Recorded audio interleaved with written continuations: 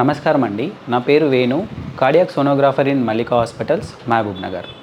ఈరోజు మనం మాట్లాడుకోబోయే టాపిక్ మన శరీరానికి నీరు ఎంత అవసరం, నీరు సరైన మోతాదులో తీసుకోకపోవడం వలన వచ్చే సమస్యలు ఏమిటి.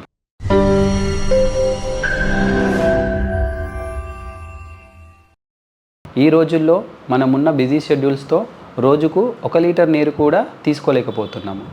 ఇది మీ ఒక్కరి సమస్య కాదు, అందరి సమస్య. కానీ శరీరానికి నీరు అనేది చాలా అవసరం. మన శరీరం 3వ వంతు నీటితోనే నిర్మితమై ఉంటుంది.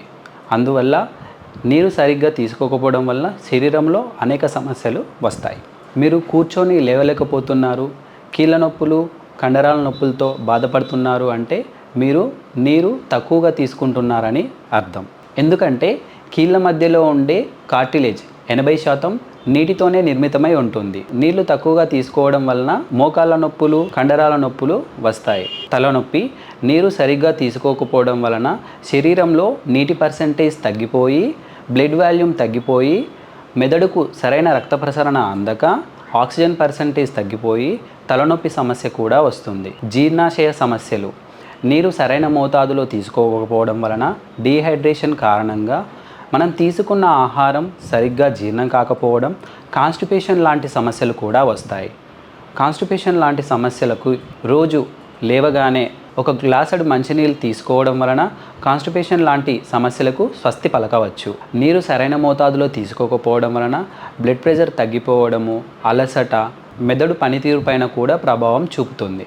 అంటే మతిమరుపు రావడము, ఇలాంటి సమస్యలు వస్తాయి. కన్ఫ్యూజన్, శరీరంలో నీటి పర్సెంటేజ్ తగ్గిపోవడం వల్ల కిడ్నీ సమస్యలు కూడా వస్తాయి. అంటే కిడ్నీలో రాళ్ళు రావడం, యూరినరీ ట్రాక్ట్ ఇన్ఫెక్షన్స్ రావడం మనం తరచుగా చూస్తూ ఉంటాము. డీహైడ్రేషన్ని ఎలా గుర్తించాలి? యూరిన్ కలరు మారటం, యూరిన్ పసుపు వర్ణంలో వస్తుంది అంటే మీరు నీరు తక్కువ తీసుకుంటున్నారని అర్థం. పెదాలు ఆరిపోవటం, చర్మం పొలుసులు బారటం, ఇవన్నీ మీరు నీరు సరైన మోతాదులో తీసుకోవట్లేదు అని సూచించే సంకేతాలు. రోజుకు 3 నుంచి 4 లీటర్ల నీరు తీసుకోవడం అనేది ఉత్తమమైనది. వేసవి కాలంలో సరైన మోతాదులో నీరు తీసుకోకపోవడం వలన డీహైడ్రేషన్ పెరిగి వడదెబ్బ వంటి సమస్యలతో ప్రాణాపాయ పరిస్థితుల్లోకి కూడా వెళ్ళవచ్చు. కావున రోజు సరైన మోతాదులో నీరు తీసుకోండి. Thank you. ధన్యవాదాలు.